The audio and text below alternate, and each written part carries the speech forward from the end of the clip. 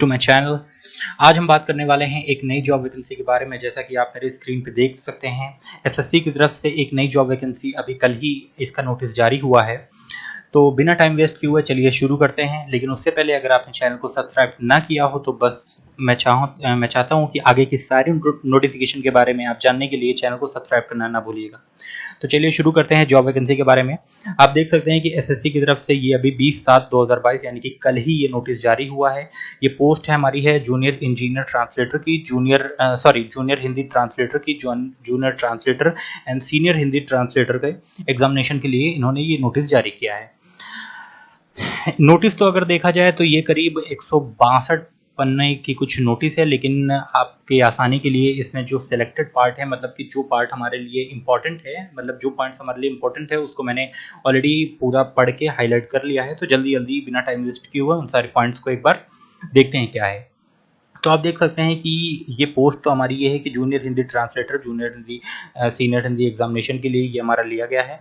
दूसरा, अगर हम इसमें देखें तो इसकी लास्ट डेट जो है, लास्ट डेट फॉर्म भरने की जो है 4/8/2022 इसकी लास्ट डेट रखी गई है। वहीं ये पेपर जो होना है वो ऑनलाइन टेस्ट होगा, मतलब कंप्यूटर बेस्ड एग्जामिनेशन हमारा होगा अक्टूबर 2022 में, यानी कि एग्जाम डेट जो इसकी है वो अक्टूबर 2022 की में होगा। इसका फॉर्म भरने की लास्ट डेट 4/8/2022 यानी कि 4 अगस्त आपके फॉर्म भरने की लास्ट डेट है।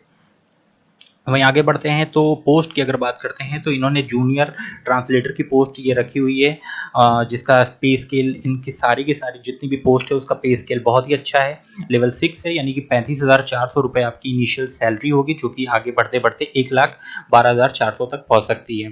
तो अगर वहीं बात करें तो पोस्ट ए में junior translator in central secretary और ऑफिशियल लैंग्वेज सर्विस है। दूसरे में जूनियर ट्रांसलेटर है रेलवेज में है, तीसरे में जूनियर ट्रांसलेटर आर्म फोर्स में है। फिर एक junior translator junior Hindi translator हमारा है। फिर सीनियर हिंदी ट्रांसलेटर है वेरियस सेंट्रल गवर्नमेंट सर्विस में, जिसकी सैलरी लेवल 7 में रखी गई है, यानी कि इसकी इनिशियल सैलरी जो शुरुआती जैसे कि आप ज्वाइन करेंगे तो इसकी सैलरी 44,900 रुपये होगी।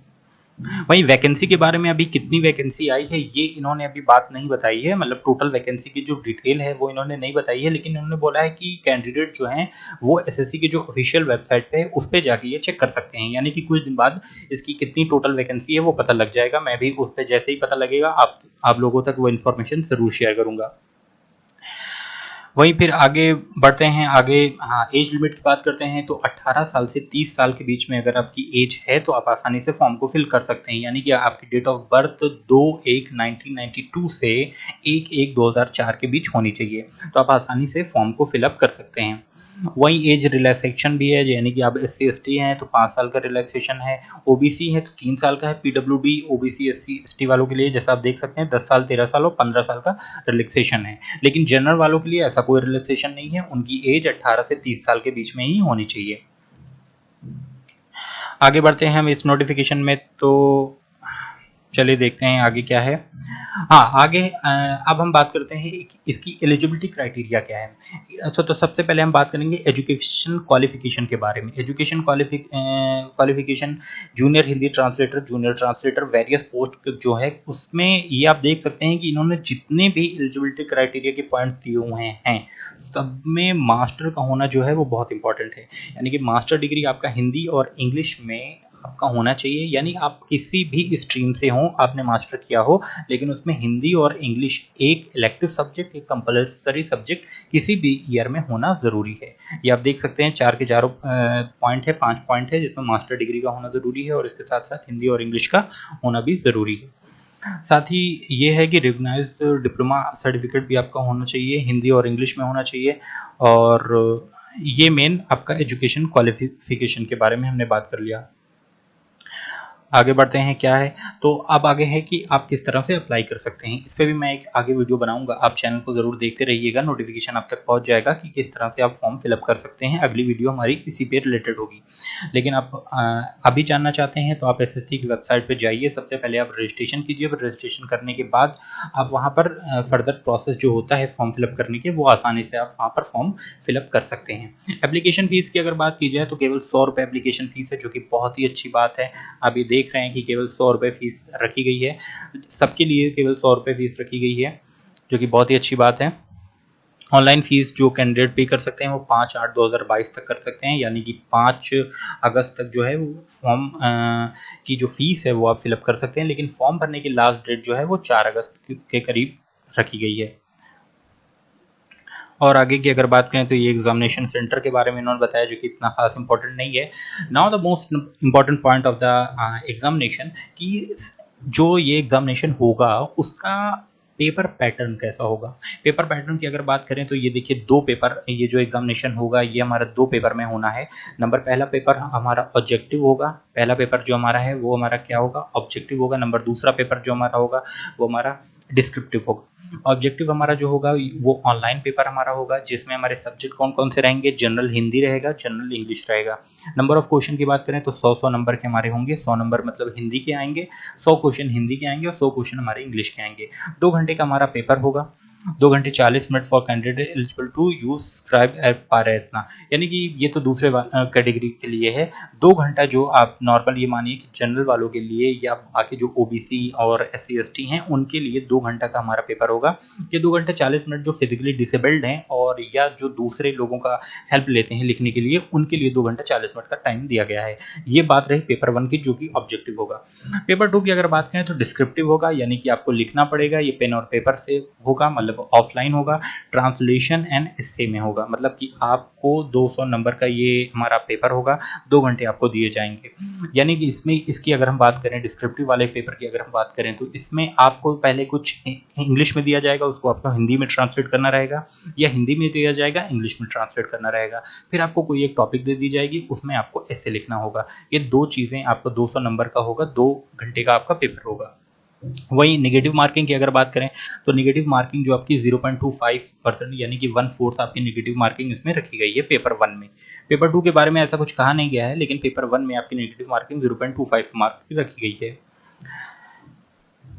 फिर वहीं आइए बात करते हैं कि सिलेबस क्या होगा। सिलेबस की अगर हम बात करें तो पेपर 1 में जो इसका सिलेबस होगा वो कंप्यूटर बेस्ड एग्जामिनेशन, जो कि मैंने बताया ऑनलाइन एग्जाम आपका होना है, उसका सिलेबस इस तरह से आप देख सकते हैं कि क्या क्या होगा। Question will be design to test candidate understanding language and literature, correct use of word phrases and idioms, ability to write language correctly, precisely and effectively. The question will be degree level. कहने का मतलब ये है कि आप master degree करके तो आएंगे, मास्टर डिग्री एलिजिबिलिटी इसमें रखी गई है मिनिमम। तो जो इसमें सिलेबस जो आपका होगा वो आपका जो होगा आइडम्स एंड फ्रेसेस होगा, करेक्ट यूज ऑफ वर्ड्स होंगे, ये आप यहाँ से देख सकते हैं, मैं हाईलाइट कर दे रहा हूँ। ये आइडम्स एंड फ्रेसेस हैं एंड करेक्ट यूज ये है। एबिलिटी ऑफ राइटिंग लैंग्वेज है, ये आपका टोटल रखा जाएगा, ये आप यहाँ से देख सकते हैं। Understanding of language and literature होगा, यानी कि इसी से रिलेटेड आपके क्वेश्चन पहले में पूरा आएगा। पेपर 2 की अगर बात करें तो ट्रांसलेशन और एस्से पेपर 2 में रखा गया है। और इसकी अगर बात करें तो paper will contain 2 passage for translation, 1 passage for Hindi to English and 1 passage translation. जैसा कि मैंने अभी ऊपर बताया कि ट्रांसलेशन में आपको एक बार हिंदी से इंग्लिश में ट्रांसलेट करना पड़ेगा, दूसरी बार आपको इंग्लिश से हिंदी में ट्रांसलेट करना पड़ेगा। एस्से ईच इन हिंदी और इंग्लिश, ये बहुत ही इंपॉर्टेंट पॉइंट है, आपको इसको ध्यान में रखना चाहिए कि आपको एस्से हिंदी में भी लिखना पड़ेगा और इंग्लिश में भी लिखना पड़ेगा, ये दोनों। The level of paper will be consistent with education qualification prescribed. कहने का मतलब ये है कि मास्टर डिग्री इसमें एलिजिबिलिटी क्राइटेरिया रखा गया है, तो लेवल ऑफ पेपर जो हमारा रहेगा वो मास्टर डिग्री का, यानी कि हल्का सा टफ आप मान सकते हैं। एडमिशन ऑफ एग्जामिनेशन, वो तो आपका पेपर हो जाएगा आसानी से, उसमें आप सिलेक्शन हो जाएगा। फिर मेरे ख्याल से डॉक्यूमेंट वेरिफिकेशन का ये नीचे है, post present mode of selection, that the most important.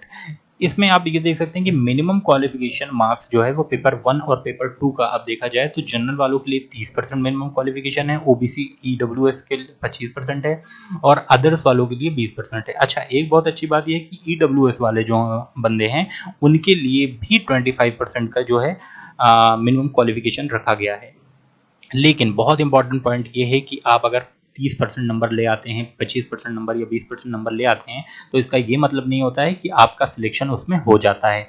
आप ये पेपर 1 और पेपर 2 को मिला के जो है वो मेरिट बनेगी। मेरिट के हिसाब से अगर आपका नंबर आता है तो फिर आपका सिलेक्शन हो जाता है। आप पास तो हो जाएंगे, 30% मार्क लागे या 25% मार्क लागे आप पास हो जाएंगे, लेकिन आपको अगर सिलेक्शन चाहिए तो आपको मैक्सिमम टू मैक्सिमम स्कोर करना पड़ेगा। तो ये बात रही कि आपका किस हिसाब से पेपर होगा। रेजोल्यूशन ऑफ टाई केसेस, ये सारे हमारे लिए इतना इम्पोर्टेंट नहीं है। और फिर अगर नीचे बात करें तो ये नीचे सारे जो आपके एफिडेविट लगाने हैं वो हैं। तो इस हिसाब से हमने जो इस पूरे जूनियर हिंदी ट्रांसलेटर के जो सारे इंपॉर्टेंट एस्पेक्ट थे, सारे इंपॉर्टेंट जो पॉइंट थे, वो सारे हम लोगों ने डिस्कस कर लिए हैं। अब अगर आपको इससे रिलेटेड किसी भी तरह की कोई प्रॉब्लम आती है, कोई दिक्कत आती है, कोई परेशानी या किसी तरह का कोई डाउट आता है तो आप कमेंट सेक्शन में ज़रूर पूछिए। हमारा इंस्टाग्राम पेज है, उस पर भी आप मुझे डीएम कर सकते हैं। और अगर वीडियो आपको पसंद आई हो तो प्लीज़ लाइक कीजिएगा और इसे अपने दोस्तों में शेयर कीजिएगा। आगे की सारी जॉब वैकेंसी के बारे में जानने के लिए प्लीज़ चैनल को सब्सक्राइब करना ना भूलिएगा। Thank you so much, all the very best. मिलते हैं नेक्स्ट वीडियो में।